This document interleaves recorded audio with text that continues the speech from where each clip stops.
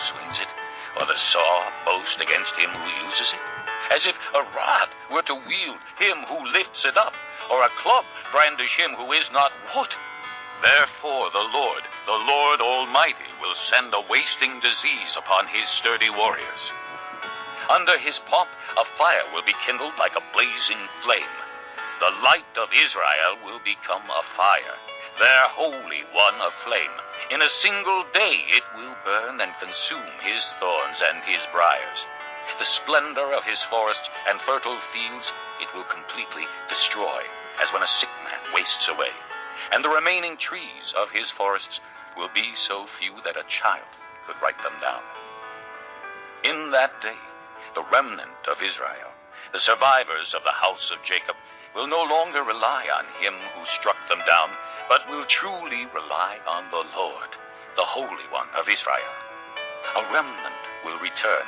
A remnant of Jacob will return to the mighty God. Though your people, O Israel, be like the sand by the sea, only a remnant will return. Destruction has been decreed, overwhelming and righteous. The Lord Almighty, will carry out the destruction decreed upon the whole land. Therefore, this is what the Lord Almighty says. O my people who live in Zion, do not be afraid of the Assyrians, who beat you with a rod and lift up a club against you as Egypt did. Very soon my anger against you will end, and my wrath will be directed to their destruction. The Lord Almighty will lash them with a whip, as when he struck down Midian at the rock of Oreb, and he will raise his staff over the waters as he did in Egypt. In that day their burden will be lifted from your shoulders, their yoke from your neck. The yoke will be broken because you have grown so fat. They enter Aiah. They pass through Migron. They store supplies at Michmash. They go over the pass and say, "We will camp overnight at Geba." Ramah trembles. Gibeah of Saul flees. Cry out, O daughter of Galim. Listen, O Laisha. Poor Anathoth. Madmanah is in flight. The people of Gebim take cover.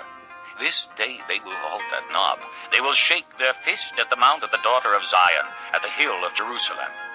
See, the Lord Almighty will lop off the boughs with great power. The lofty trees will be felled, the tall ones will be brought low. He will cut down the forest thickets with an axe. Lebanon will fall before the mighty one. Chapter 10.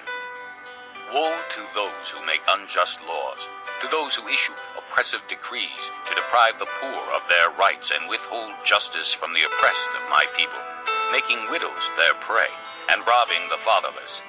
What will you do on the day of reckoning, when disaster comes from afar? To whom will you run for help? Where will you leave your riches? Nothing will remain but to cringe among the captives or fall among the slain. Yet for all this his anger is not turned away, his hand is still upraised. Woe to the Assyrian, the rod of my anger, in whose hand is the club of my wrath. I send him against a godless nation. I dispatch him against the people who anger me, to seize loot and snatch plunder and to trample them down like mud in the streets. But this is not what he intends. This is not what he has in mind.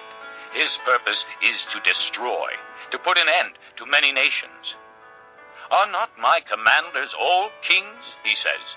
Has not Calno fared like Carchemish? Is not Hamath like Arpad, and Samaria like Damascus? Has my hand seized the kingdoms of the idols, kingdoms whose images excel those of Jerusalem and Samaria? Shall I not deal with Jerusalem and her images, as I dealt with Samaria and her idols? When the Lord has finished all his work against Mount Zion and Jerusalem, he will say, I will punish the king of Assyria for the willful pride of his heart and the haughty look in his eyes. For he says, by the strength of my hand I have done this, and by my wisdom, because I have understanding. I removed the boundaries of nations. I plundered their treasures. Like a mighty one I subdued their kings. As one reaches into a nest, so my hand reached